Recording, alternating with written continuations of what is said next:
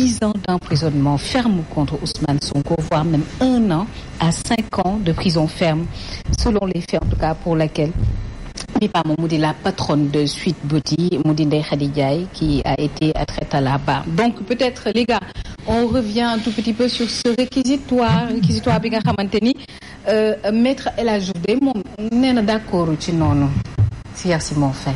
Oui, parce que peut-être maître El Hadji Diouf ak li mu yaakaaroon peut-être également li mu gis, mais maître El Hadji Diouf peut-être li mu gis mooy boo xoolee benn instant dafa mel ni le parquet, le procureur qui était là en tout cas, dafa bëgg ñu requalifier certains faits. loolu peut-être moo ko xaw a jaaxal. Mais de toute façon moom li mu sàkku ñu teg ko daan Ousmane Sonko ak Ndeye Khady Ndiaye ñëpp gis nañ ko. 10 ans de prison pour viol.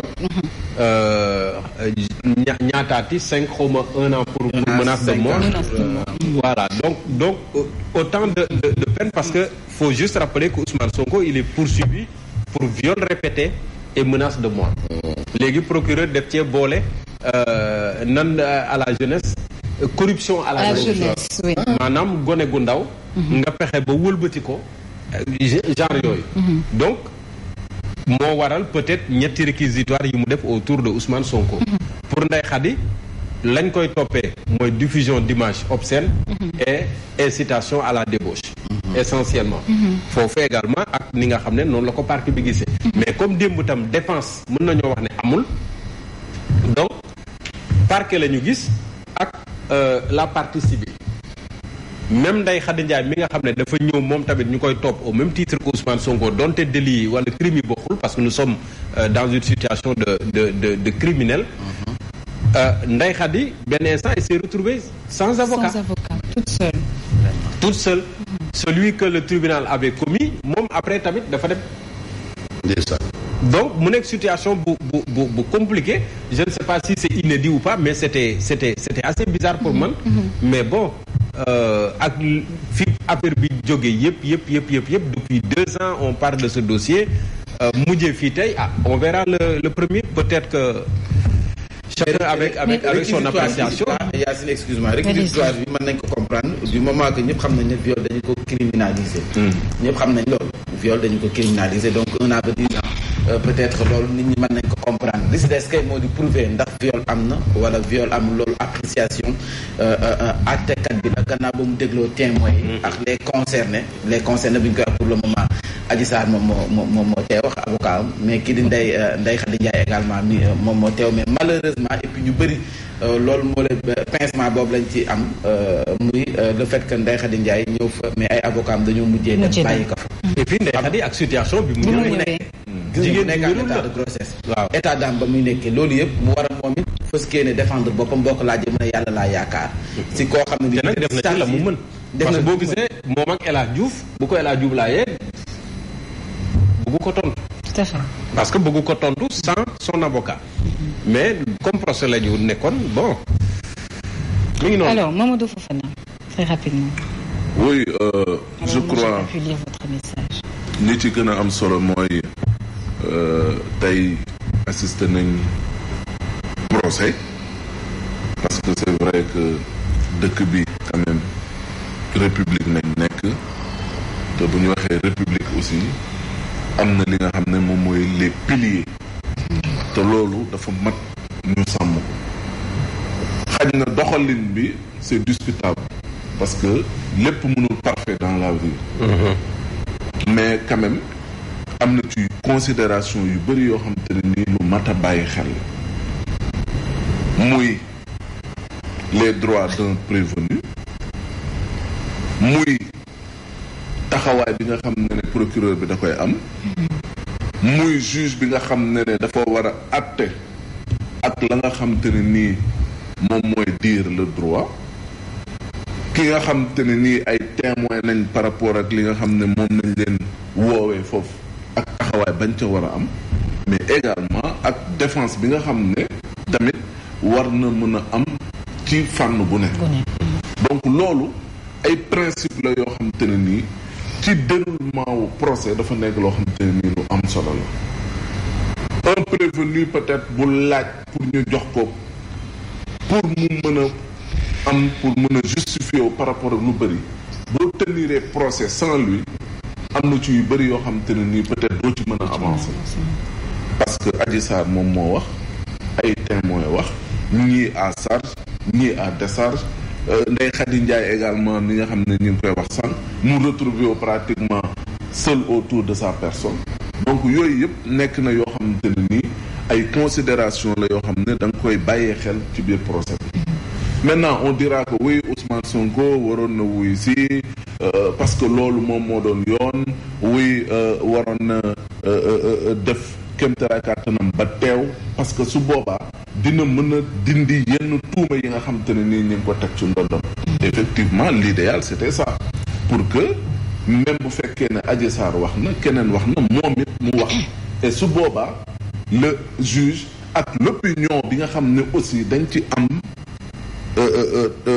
bàyyi xel bu mat parce que ce dossier indi na fukki nit ak juróom-ñaar fois ñàkk seen bakkan benn donc mënul nekk un procès ordinaire comme ça parce que am na paramètres yu bëri il faut ñu tenir ko en compte maintenant li ci des moo di ne lii xew na le procureur naturellement dans son rôle la muy topp moom mooy ay infractions la muy def moom mooy pour ñu mën a toppee nit ki ci li nga xamante ne nii kat jàpp nañ ne yoon da koo tere maintenant il n'est pas dit que lu procureur wax loolu na juge du topp tout le temps parce que juge aussi ni ñu koy waxee ci ultime conviction lay àtte par rapport ak également ak justement les textes et les règlements li nga xam ne loolu la yoon wax maintenant le 1er juin soreetul li ci mën a am moo di ne am na ci lu bëri loo xamante ne nii man bu ma sañoon mënoon nañ ko gën a bàyyi xel mu gën a ubbeeku dégg nga ñu gën a mën a may yenn possibilités yi muy Ousmane Sonko ak keneen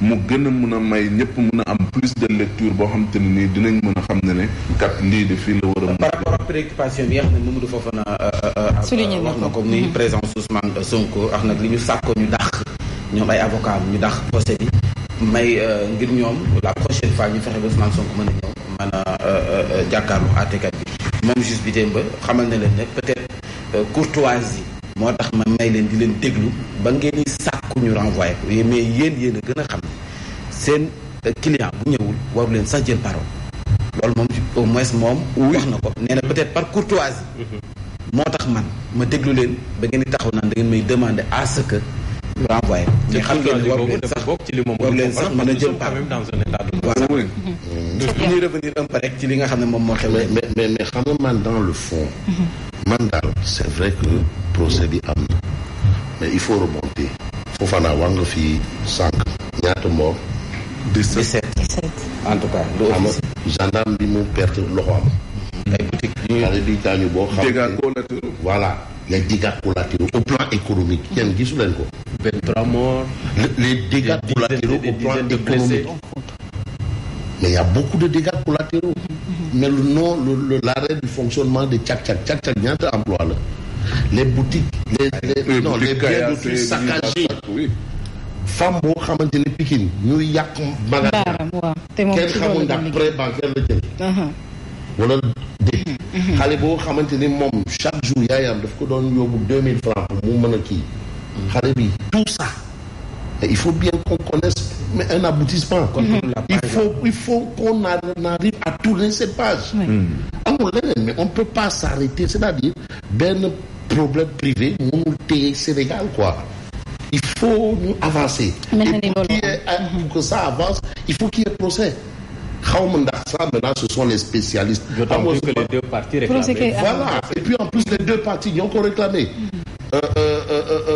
le leader de Pastef l'a dit ici que non man procès kenn mënu ko il faut ñu def procès léegi procès am mais on va toujours continuer à jouer quel est le problème léegi moom les hommes de droit ñoom seen problème la parce que moi je répète je suis un technicien de l'information et de la communication maintenant les théoriciens et les praticiens du droit est-ce que le procureur est-ce que le juge est-ce que les avocats ñoom ñoo xam mais man je vois une situation boo xamante ne il faut que ça connaisse un aboutissement parce que quand même le préjudice est trop lourd mais en termes les investisseurs les hommes d'affaires yoo xamante ne bon mais ils étaient obligés de se retenir rien ne pouvait bouger mais loolu les enfants qu'on a retenus à la maison ñaata yoon 1, 2, 3, gardez vos enfants. mooy ba tey examen.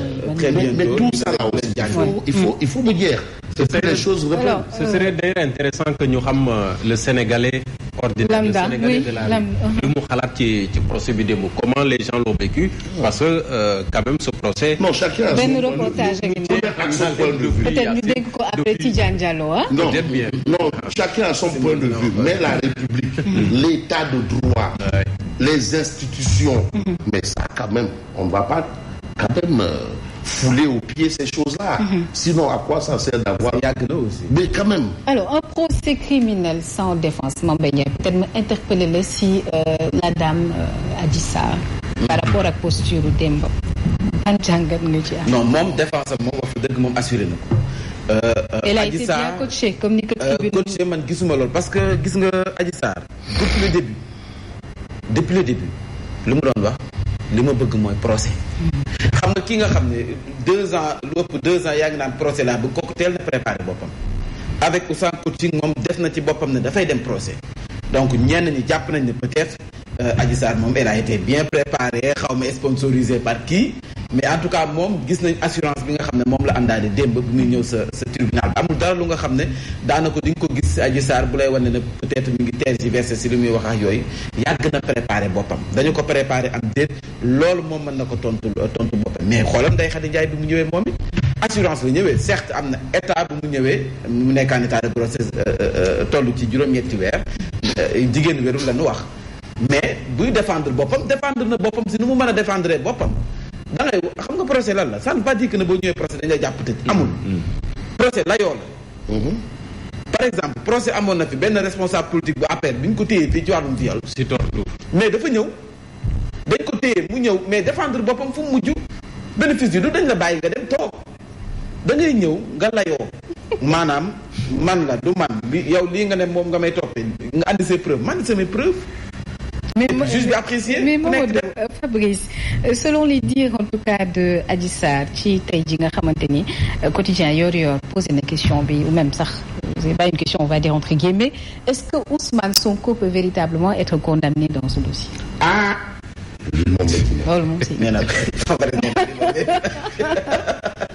De toutes les façons. Bu ñu basé woo en tout cas ci non mais Mambay wax na la c'est-à-dire mais c'est un procès.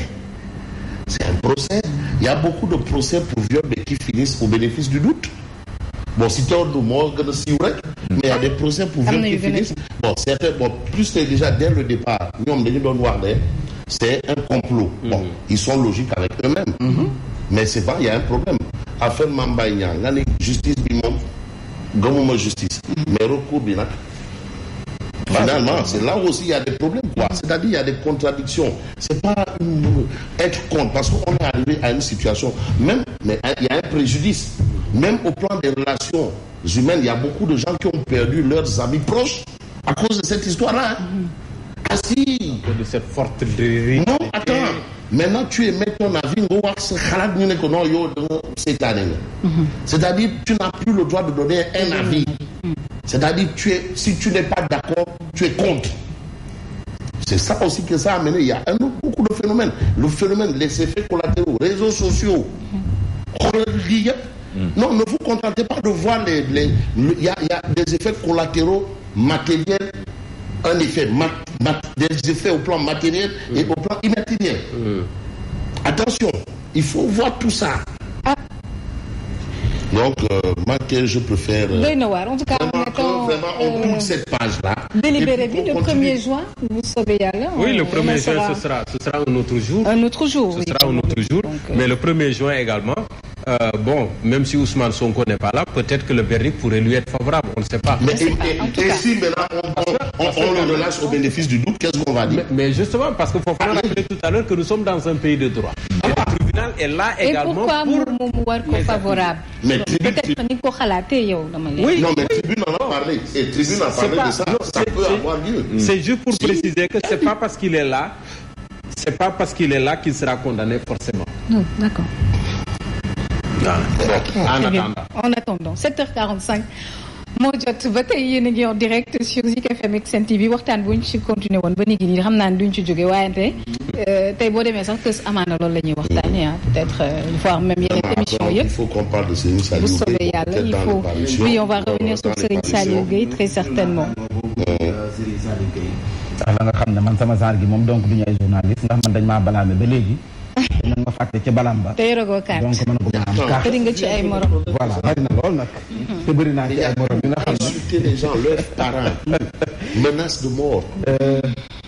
c'est bien ñu yëg ci kaw ci bi ñu fëskee ne waxtaane fi réew mi toll El Hadji Malick Ndour grand communicateur traditionnel foofee si Tëngéej ma koy nuyu bu baax. Habib Niang ma koy nuyu. Sall Bigué Ndiaye. Sall Bigué Ndiaye nee na ma comme te yow ñun géwél yi ñoo la adopté yemal rek fu mu la teg toog. buur géwél fekk may werante Alioune Ndione. buur géwél Lonase buur géwél. bu dee affaire yi aller retour la ma nekk aller bu neexee retour bi mu ne ma yemal sa place yow dañ la adopté rek yemal sa place dégg nga. buur géwél Lonase. alors Habib Niang ma koy nuyu bu baax nee na tey mi ngi géej waaye koñu foofa na charité yéex ñoom seen fës ke ni taseel waxtaan ak ñoom ci sensibilisation bi lu am solo la liggéey bu am solo la waaw Doudou Ka après dinañ ñëw ci moom parce que ni ñu def këram wax fa dëgg neex yàlla du yoon attaqué nañ ko teg nañu loxo ña nga xam ne ñeneen ñoo ko attaqué ay nit xagule mais loolu dafa yéema man vidéo yi ma gis day na waat waaye yow sa waay nuy personne mais koo xam ne yoonam nekk si yow maase woo yóbbante woo demoo andi woo ñu bëgg a taal si sa kër si procès boo xam ne sa yoon nekk waxante dëgg léegi ñooñu la ñu jàppoon ñun lu ñu wax waa ji nee na moom xam na ni baaxul waa ji vidéo yi nga gis moom nee na wax fa dëgg xam na ni li mu def baaxul mais terewul def na ko nee na man xam naa ne li ma de baaxul mais yàlla baax na Doudou ko dafa baax rek dafa baax rek ñu yëg ci kaw tribune bi ne nong ñun ñëpp nee nañ nong comme ni Sénégalais yi nekk woon nong ñëpp démb toog ci kaw tribune tribunal bi di déglu la nga xam ne moo xewoon sa tribunal bi Sénégal ne dort pas hier Sénégal ne dort pas pour ne pas dire loolu démb Sénégal nelawul démb moom Sénégal nelawul ba 3 heures du matin ñi bëgg ak ñi bëggul procès bi ñëpp doon suivre procès bi boo dem sa tribunal ba procès bi fekk na la sa kër ndax Zik FM 89.7 wala sa télé wala média bi rek ak presse bi nga xam ne moo nekk en ligne dara roolu leen ñu lay jox affaire yi en live man ñu bëri démb si lañ découvrir xeetu massage man ma sama dem salon de massage. Encore une fois chapeau bas à Abdoul Aziz Sow Dabakh, à Younoussa Badé et à Fatoulaye Mbaye Diop, cadreur également. Madani Mariga Baba Diaw. liggéey ba am solo ngeen def. Bab Rouge. ak coordination bi ñoom Evelyne Mandi Ba Simon Faye ñoo fi nekkoon. Baba Diaw donc Evelyne moo yóbbante power bank bi. maa la wax nii. Tribune yéen kaay nee na première audience du procès pour viol. Adji Sarr bien coaché yaa ngi ko doon wax sànq. waaw nee nañ démb Adji Sarr mi ñu gis. am na rapport de. xale bi assurance bi mu duggee sa tribunal. en tout cas. na mu doxee. assurance de. na mu tentee. xale bi am na assurance. na mu sañse. xale bi sañse na toog def tagalam. rouge la def croisé tànk yi. booy wax mu jàkkaarloo ak yow. rouge la def. def rouge. danger. toog loxo yi ci. teg loxo bi. nga xam ne rouge moom tubaab bi ka sàkk sax gaañu leen da koo ragal. Adji Sarr am fitu sañse rouge. ñoom ca bërëb. nday Xadi Jaay ne quand même bu dee rouge rek doo ma ko dàq. moom it may rouge. ñoom ñaar xanaa dañoo waxante rouge bi. moo ma jaaxal. te gaw mën a yëgoon nañ de. moo ma jaaxal moo tax yéene kaay bi moom. une coïncidence. tribune yéene kaay bi jigéen biir bi boo tollee si yenn moment yaakaar naa ne doo teg sama des ko. yéene kaay bi tribune tamit may leen rouge. bien coaché pour choquer ndax nag démb ñëpp dañoo choqué. Adji Sarr bi mu waxee ñëpp dañoo choqué. ndeysaan. dinaa ñëw ci li mu wax. procureur nag nee na dàq ñu benn yoon ba fukki at yoo xam ne mënees nañu ko tëj moom lay sàkku moom ñu tëj ko. ki nga xam ne moo di Ousmane Sonko pour viol. loolu ci boppam daanaka yéen kaay bi dikk na ca il condamne Sonko pour corruption à la jeunesse mooy li Simon Faye doon wax à 5 ans de prison ferme 1 an ferme et 2 millions contre Sonko pour les faits de menace de mort parce que Adji Sarr expliqué na ko menace daf caa am bi mu koy njëkk a sànku 5 ans ferme 100 000 mooy amende ba pour complicité de viol contre Ndeye Khady Ndiaye et 1 an pour incitation à la débauche en tout cas loolee le procureur doon sàkku ngir nañu daan ko ñaar ñi nga xam ne ñoo fi nekkoon di Ousmane Sonko ak Adji Sarr délibéré bi nag daanaka benn fan la ci weeru juin mooy de jëpp gi ñu naan làmb ji nga xam ne làmb ji amoon daaw verdict ba la ñuy xaar la Youssou Ndour weyoon verdict ba nag kon ci làmb ji nga xam ne am na 2 ans ñu koy leetoo verdict ba le 1er juin la ñëpp a ngi xippi seen i gët di xool jamono joojee sunu naataango Serigne Saliou Gueye dañu ko placé en position de garde à vue il est poursuivi pour usurpation de fonction ñu ko xamul maanaam dañu njorte moom ne dafay def liggéey bu nga xam ne waru ko def ne woote taskatu xibaar boo xam ne te du taskatu xibaar donc lu koy firndeel amul carte de presse donc ku amul carte de presse nag mais deux journalistes ban xeetu carte de presse national bi national la ñuy wax ne bu dee carte de presse maison am nga ko sama xalaat bu waaw les cartes de presse maison lan lay jëriñ ko boobu bokkutul carte de presse nationale bu mu génnee la boobu bokkutul non carte de presse maison la wax maison oui amatul njëriñ mais lan xam nga léegi am na rencontre yoo xam ne yow boo andul sa carte de presse nationale bi doo fa am accès assemblée nationale kon doo fa am accès carte de presse nationale bi moo lay dugal ci yenn rencontre mais est-ce que loolu yoon la xam nga Serigne Saliou munoo wax ne du journaliste nekkul ci rédaction c'est pas possible munoo wax ne xamoo ko munoo wax ne gisoo ko muy liggéey ci fu ñuy tuddee rédaction léegi nag boo ñëwee ne amul carte de presse léegi ñun il faut ñu wax ñu aussi carte de presse maison yi lan lay jëriñ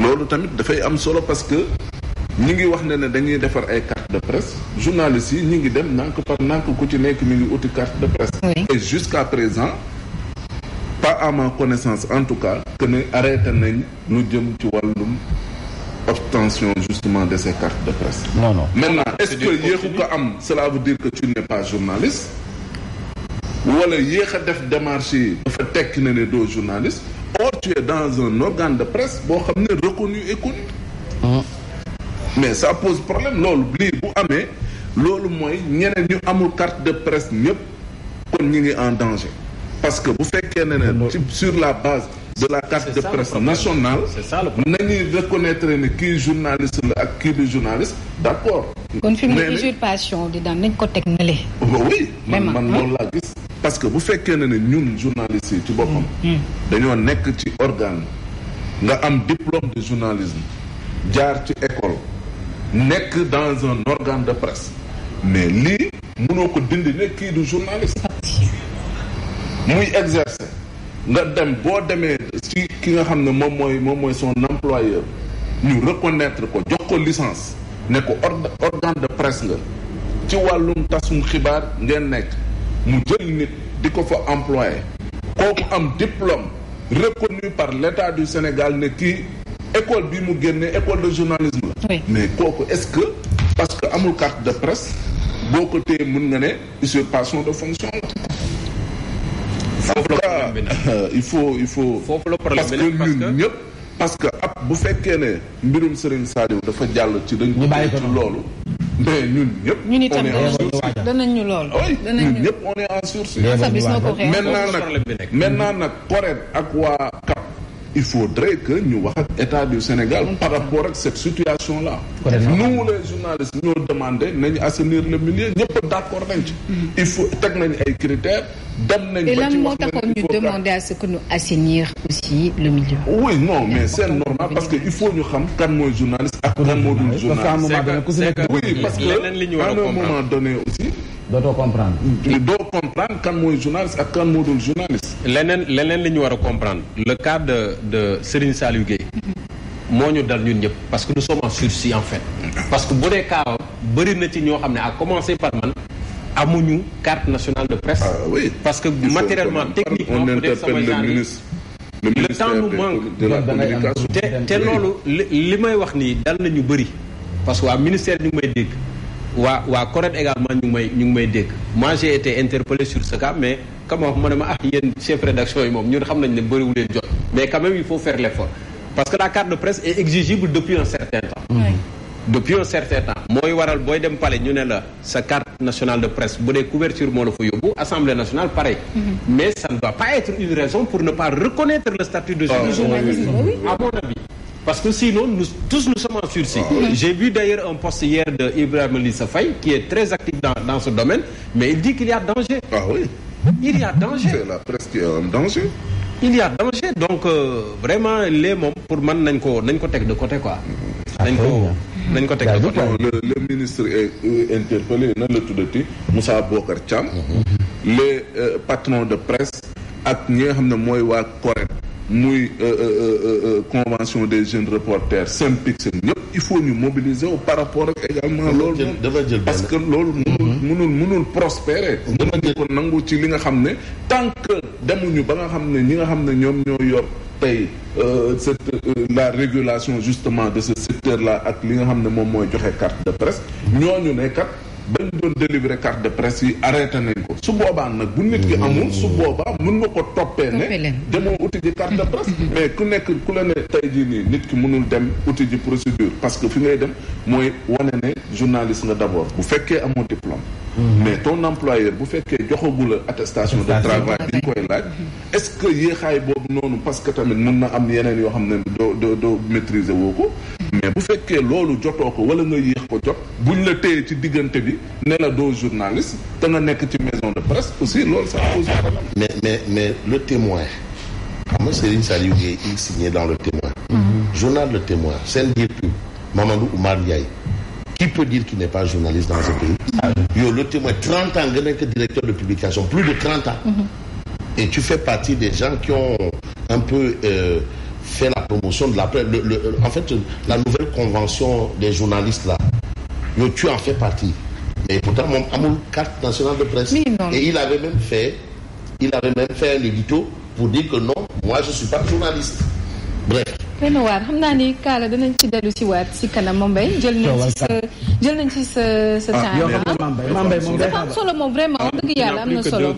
mais loolu moom xam naa da nga koy dëxañ rek vite fait. man boo leen coppatee sama temps ma coppati seen temps. waaw le quotidien mais li ñu doon waxtaanee lu am solo la. li ñu doon waxtaanee lu am solo parce que bëri na ci ay journalistes yoo xam ne si position boobu la ñu nekk amuñu carte de presse nationale. te terew ñu ngi exercer seen métier nañ waxante dëgg.